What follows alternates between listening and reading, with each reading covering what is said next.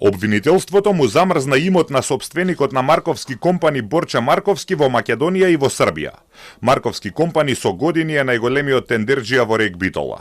Во Србија е замрзнат имотот на неговата фирма Хаза изградња со седиште во Нов Белград.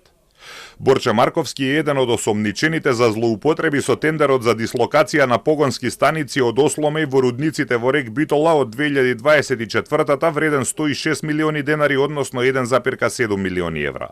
Заедно со него се осомничени уште еден вработен во неговата фирма и 6 мина поранешни раководители во Рек Битола. Пред 10 дена осомничените беа уапсени, а на Марковски му беше определен притвор. Тие се сомничат дека работата од тендерот не била завршена, а парите биле исплатени. По барање на обвинителството, во Македонија му се замрзнати 30 милиони денари, односно околу половина милион евра. Побарано е да се забрани располагање и со друг движен и недвижен имот.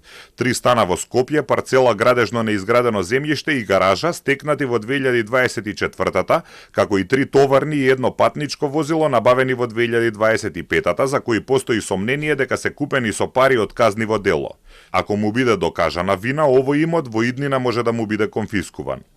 Обвинителството денеска соопшти дека по барање од Македонија, српското обвинителство нареди замрзнување на имотот на негова фирма и во Србија. Се работи за 10 нови товарни и приклучни возила набавени во 2025 за правно лице со седиште во Белград. Дополнително од српските власти е побарано да се обезбеди и да се отвори сеф за кој е утврдено дека осомничениот го поседува во една српска банка со цел да се провери неговата содржина.